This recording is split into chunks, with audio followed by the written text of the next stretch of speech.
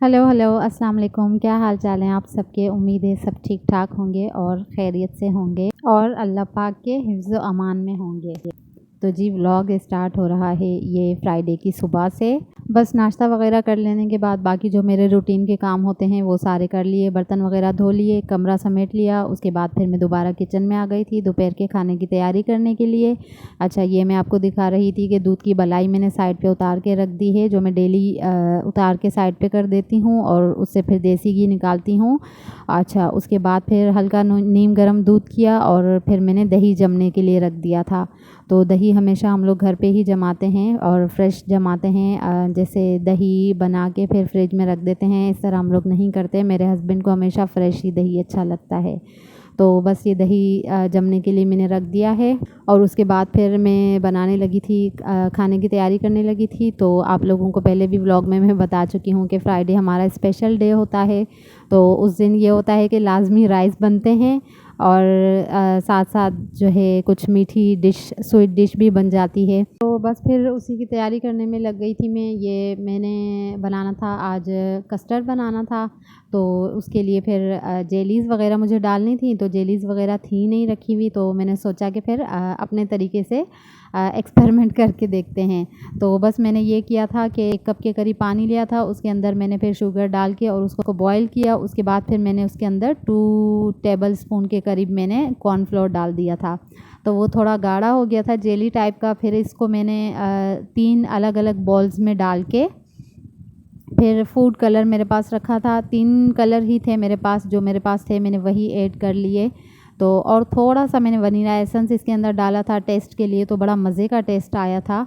और फिर मैंने फूड कलर इसके अंदर डाल के अच्छे तरीके से इसको मिक्स करके फिर मैंने फ्रिज में रख दिया था। तो वो बिल्कुल जेली की तरह बन गया था और टेस्ट भी इसका अच्छा था। तो बस इस तरह के जुगाड़ करती रहती हूँ मैं। अगर कुछ नहीं होता अवेलेबल तो बस फिर अपनी रेसिपीज़ वगैरह बना के अपने तरीके से फिर मैं इस तरीके से करती रहती हूँ। और हाँ, ये होता है कि कभी-कभी रेसिपी फ्लॉप भी हो जाती है और कभी-कभी अच्छा रिज़ल्ट भी आ जाता है अल्हम्दुलिल्लाह। लेकिन ख़ैर करने चाहिए ऐसे एक्सपेरिमेंट, से फिर ये होता है कि सीखने को मिल जाता है कुछ ना कुछ। और मैं तो फिर बैठ नहीं सकती, वेट नहीं कर सकती किसी चीज़ के लिए कि अगर कोई चीज़ नहीं है तो बैठे रहो, इंतज़ार करो कि जब मिलेगी तब। यहाँ तो मैंने ये चीज़, यहाँ आके मैंने ये चीज़ सीखी है कि कुछ नहीं है तो अपनी मर्ज़ी से कुछ कर लो, अपने तरीके से कुछ कर लो। ज़रूरी थोड़ी है कि बैठे रहो।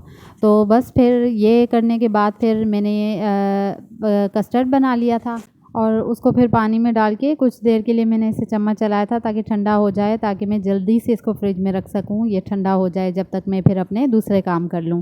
तो बस फिर कस्टर्ड मैंने फ्रिज में रख दिया था और फिर उसके बाद मैंने ये किया था। टाइम मेरे पास बिल्कुल नहीं था। फ्राइडे आपको पता है कि बहुत बिजी डे होता है, टाइम बिल्कुल नहीं होता। तो बस फिर मैंने जल्दी से और आज मैंने बिरयानी बनानी थी।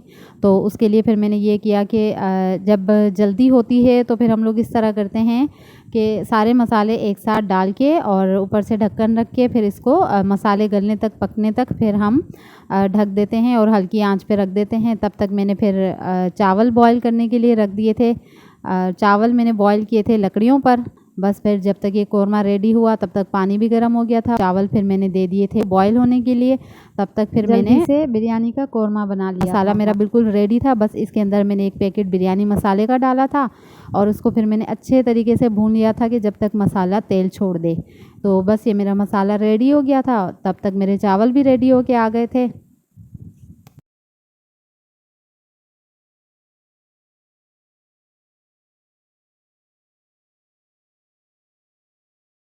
तो बस फिर मैंने ये चावल दम पे लगाने थे। उसके बाद अच्छा, ये मैं आपको दिखा रही थी कि पतीली की हालत देखें। तो बस अब इसको धोना भी बड़ा मुश्किल काम है, वो भी किसी दिन आपके साथ में शेयर करूँगी इंशाल्लाह।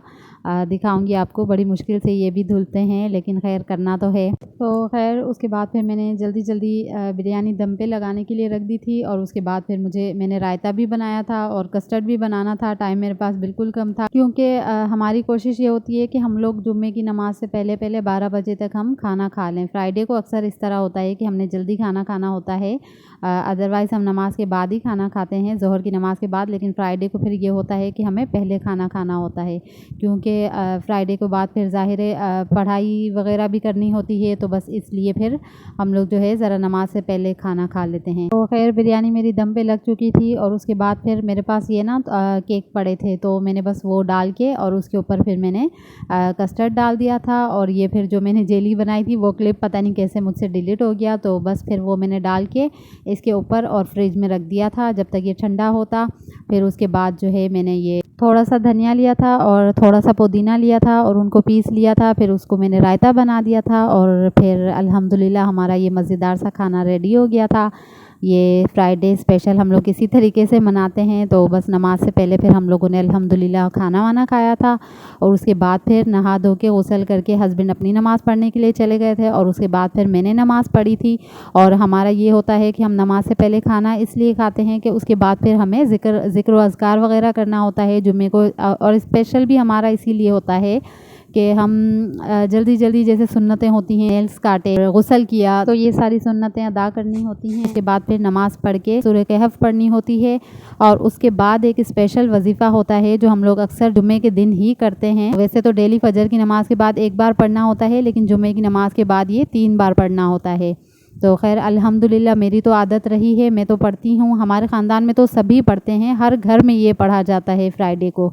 लेकिन ये है कि अल्हम्दुलिल्लाह मेरे हस्बैंड भी आहिस्ता आहिस्ता मेरी आदतों पर उतर आए हैं कि उनको भी अब आदत होने लगी है कि वो भी यही करते हैं मेरे साथ। ये जुम्मा पढ़ के आते हैं, फिर उसके बाद फिर ये वजीफ़ा भी पढ़ते हैं, सूरह कहफ भी पढ़ते हैं और मैं भी पढ़ती हूँ। तो खैर अल्हम्दुलिल्लाह मेरे हस्बैंड ने, मुझे बड़ी खुशी होती है इस बात पे, मुझे बड़ा प्राउड होता है कि उन्होंने मेरी आदतें अपनाई हैं। कुछ मैंने भी उनकी आदतें अपनाई हैं, लेकिन उन्होंने मेरी ये वाली अच्छी आदतें अपनाई हैं कि उनको भी आदत हो गई है कि अब वो और सुबह फिर फजर पढ़ के फिर वो नमाज यासीन वगैरह मंजिल वगैरह वो भी पढ़ते हैं। और मगरिब के बाद जो सूरह वाक़िया अक्सर कहते हैं कि लड़कियों को पढ़नी चाहिए, तो हम लोगों की तो बचपन से आदत रही, लेकिन ये है कि अल्हम्दुलिल्लाह मेरे हस्बैंड भी इन आदतों पर आ गए हैं, अब वो भी डेली पढ़ते हैं। तो खैर आपको बताने का मकसद ये था कि हो सकता है आप लोगों में से किसी देखने वाले को मेरी इन बातों से कुछ फ़ायदा हो जाए। तो खैर अल्लाह करे कि आप लोगों के काम आए मेरी ये बातें। उम्मीद है कि आप लोगों को आज का व्लॉग अच्छा लगा होगा। इसी के साथ ही व्लॉग का एंड करती हूँ। मिलते हैं एक नई वीडियो में नए व्लॉग के साथ, तब तक के लिए मुझे अपनी दुआओं में याद रखें। अल्लाह हाफ़िज़।